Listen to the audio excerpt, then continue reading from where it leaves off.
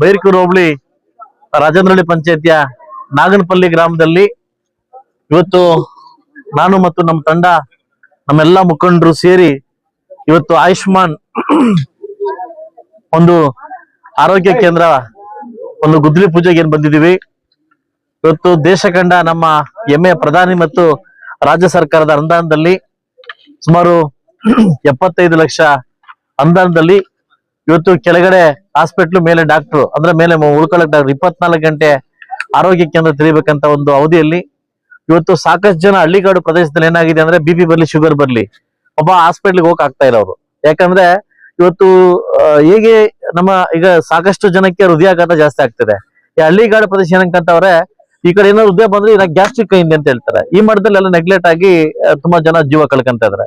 ಆ ಸಂದರ್ಭಕ್ಕೆ ಬಂದಾಗ ಎಲ್ಲಾ ಹಳ್ಳಿ ಜನಾಂಗ ಕೂಡ ಈ ಒಂದು ಪ್ರಯೋಜನ ಸಿಗ್ಲಿ ಅನ್ನೋ ಕಾರಣಕ್ಕೋಸ್ಕರವಾಗಿ ತುಂಬಾ ಉತ್ತಮವಾಗಿರ್ತಕ್ಕಂಥ ಯೋಜನೆಯನ್ನ ರಾಜ್ಯ ಸರ್ಕಾರಕ್ಕೆ ತಿಳಿಪಡಿಸಿ ಇವತ್ತು 7 ಆರೋಗ್ಯ ಕೇಂದ್ರಗಳನ್ನ ನಮ್ಮ ತಾಲೂಕಿಗೆ ಅಲಾಟ್ ಆಗಿದೆ. ಇನ್ನು 20 ಆರೋಗ್ಯ ಕೇಂದ್ರ ಕೂಡ ಬರ್ತಾ ಇದಾವೆ. ಸೊ ಅದರಿಂದ ಇಲ್ಲೇ ಈ ಒಂದು ಚಿಕ್ಕ ಊರಲ್ಲಿ ಒಳ್ಳೆ ಆರೋಗ್ಯ ಸುತ್ತಮುತ್ತಲಿನ ಗ್ರಾಮಸ್ಥರಿಗೆ ಆರೋಗ್ಯ ಸಿಗ್ಲಿ ಅನ್ನೋ ಕಾರಣಕ್ಕೋಸ್ಕರವಾಗಿ ಈ ಒಂದು ಕಾರ್ಯಕ್ರಮ ಹಮ್ಮಿಕೊಂಡು ಇವತ್ತು ಗುದ್ದಲಿ ಪೂಜೆ ಮಾಡ್ಕೊಟ್ಟಿದ್ದೀನಿ. ಕೇವಲ 6 ತಿಂಗಳ ಒಳಗಡೆ ಇದು ಉದ್ಘಾಟನೆ ಕೂಡ ಬರ್ತೀವಿ. ಇಲ್ಲೇ ಪರ್ಮನೆಂಟ್ ಆಗಿ ಡಾಕ್ಟರ್ 24 ಗಂಟೆ ಡಾಕ್ಟರ್ ಸರ್ವಿಸ್ ಕೊಡ್ತಕ್ಕಂಥ ಆರೋಗ್ಯ ಕೇಂದ್ರಗಳನ್ನ ಇವತ್ತು ಗುದ್ದಲಿ ಪೂಜೆ ಮಾಡಿ ಹೋಗ್ತಾ ಇದ್ವಿ. ಇನ್ನೂ 4 ಕಡೆ ಇನ್ನೂ 5 ಕಡೆ ಇವತ್ತು ಬಾಕಿ ಇದೆ.